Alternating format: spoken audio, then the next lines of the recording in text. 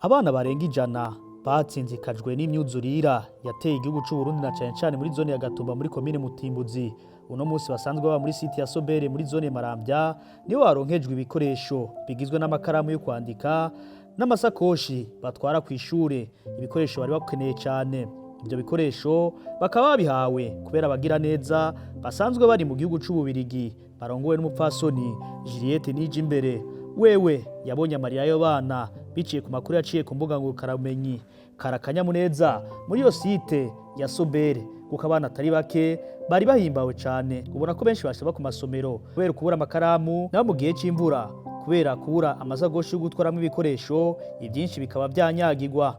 Karakanyamuneza Joya Flori batazira Joy umuhinga wo mu Burundi akongera akaba mu Birigi yari yarungitswe n'iryo shiramwe Kira Ukize riongowe na Juliette Nijimbere yamenyesheje ko arakanyamuneza kubona abakenyezi b'abarundi baributse abana basanzwe bari mu vyago, akamenyesha ko agiye kudodwa ari kumwe n'iryo shiramwe bari kumwe na Juliette Nijimbere rirongoye kugira abo bana babandanye bafashwa. Moi je suis là pour représenter Juliette et son association Kira Ukize.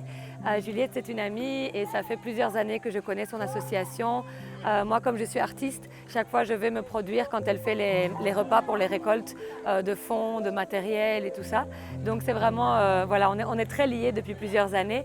Et comme elle savait que moi je faisais un voyage pour revenir au Burundi, elle m'a demandé d'apporter tout le matériel qui est là. Donc voilà, moi je suis vraiment ici en son nom et au nom de son association Kira Ukize. Déjà j'ai été très bien accueillie. Les enfants sont très chaleureux, très heureux surtout de recevoir du matériel et de voir qu'il y a des personnes qui pensent à eux et qui ne les oublient pas. Moi, je suis heureuse aussi de venir vraiment pour me rendre compte par moi-même des besoins qu'ont ces enfants, des difficultés qu'ils rencontrent, surtout au niveau scolaire. Et comme ça me motive aussi, moi aussi, à mon échelle, de pouvoir essayer de faire des récoltes et d'amener des choses pour les enfants. Co kimwe n'abavyeyi babo bana baronkejwe ivyo bikoresho barashimira cyane umupfasoni Juliette Nijimbere we yumvise amarira y'abo bana. Nukuri turamushimiye gose agumana umutima w'urukundo n'abandi batashikiro nabo nyene abiyumvire ko kugira ngo nabo nyene bashikirwe ntama n'ukuri Imana muhezagira imwongera umugisha kandi agumana umutima w'urukundo.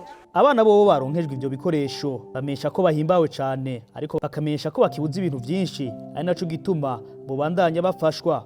Ndashimye kuba mu mayishakoshi, ndashimye na Madame Juliette, ndashimye muzongere mugaruke ariko turicabuzi ibikoresho bimwe amakaye na uniforme n'amakotexe n'ibirato, ibyo byose nibyo dukeneye.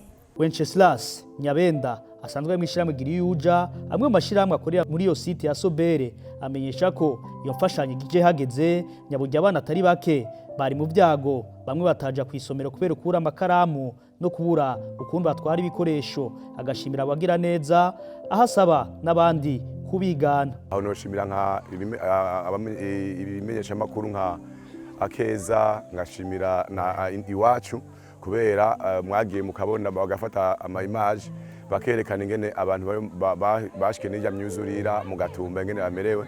Ari naco gituma rero bagira neza aho twoshima cyane nka Madame Juliette Nijimbere ari mu Bubirigi yatumye ibi byose bikunda kugira ngo ashobore kururika bino bikoresho.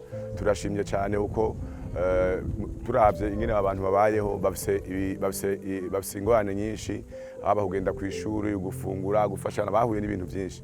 Rero twaba dushimye bashoboye kugira kino bikorwa, tongera tubasaba yuko no mu mwaka uza ahubwo ko batozana ibigusa, ahubwo ko boraba cyane cyane ibijanye no gusubiza abana ku ishuri, ko ibikoresho by'ishuri abana barabikeneye. Ibi byose baje gutanga amashakoshi, urabona ko abana babikeneye kandi babiryoherewe cyane.